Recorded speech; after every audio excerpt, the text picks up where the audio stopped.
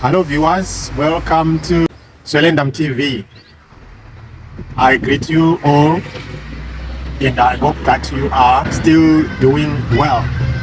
Thank you for supporting. Our channel is growing and it makes us all happy, and it also encourages me to continue to create a lot of content to share with you. So continuing from where we left last time, when we were talking about some small projects that one can start whilst staying in diaspora or just out of the country. It could be in South Africa or anywhere else.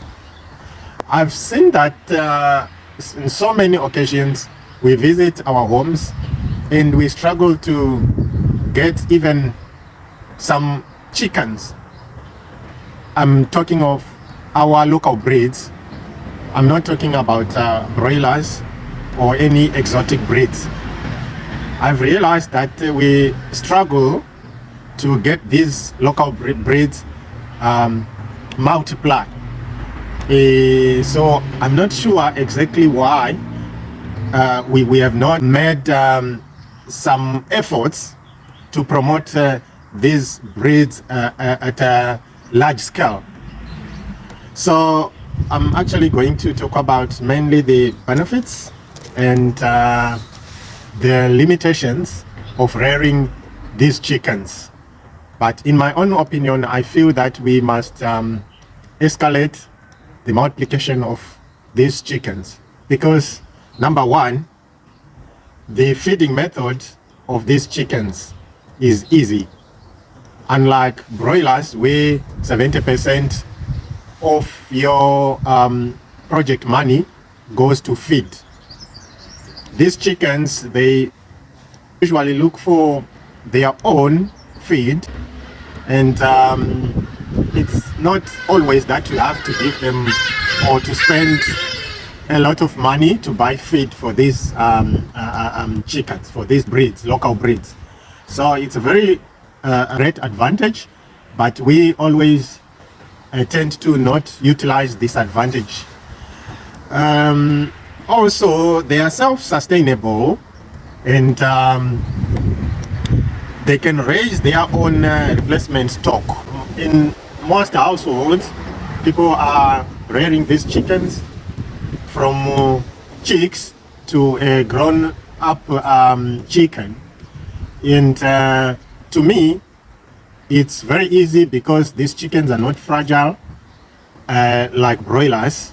They don't need a lot of attention like broilers. So we should be able to rear them at a larger scale.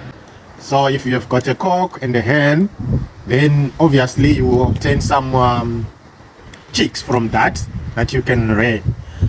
Okay, the other advantage is that these chickens can still do well in harsh conditions. Outside there, it could be in windy conditions, and it could be in rain, and they're not prone to these conditions. They can still do well from these conditions.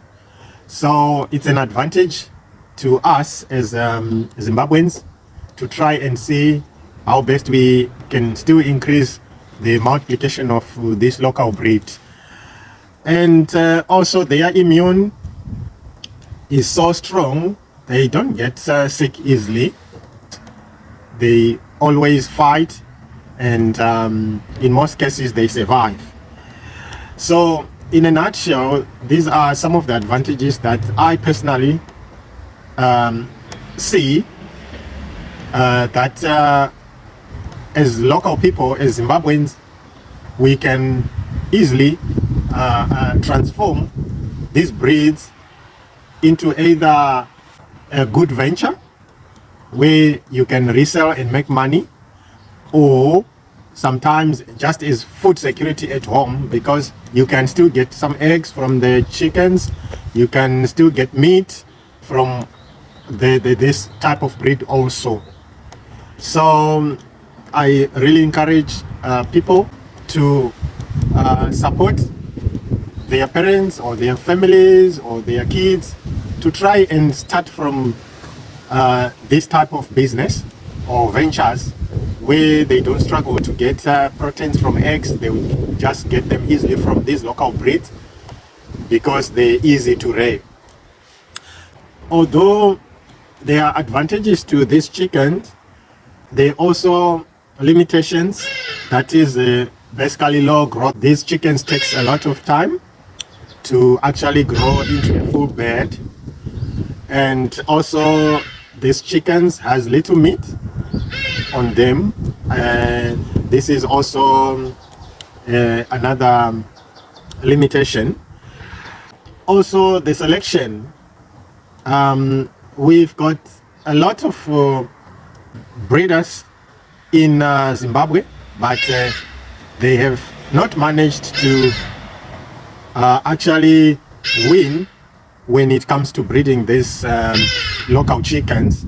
So it's a disadvantage because not a lot of breeders are breeding these local chickens, and no development in terms of developing them scientifically, or in terms of developing them so that they can be exported and increase the country's GDP.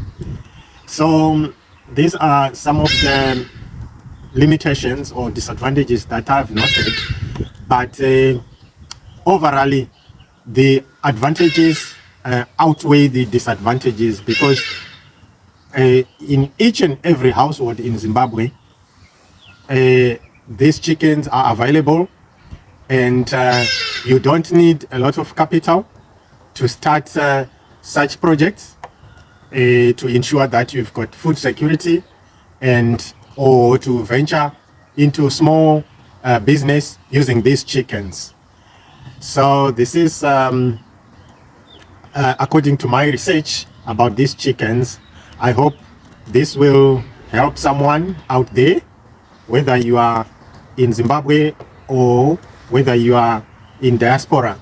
These are some of the ventures that you can try to venture into and give you some income or some food security for your family. I thank you very much for listening to this piece of advice. I hope to meet you again in the next episodes. Thank you very much.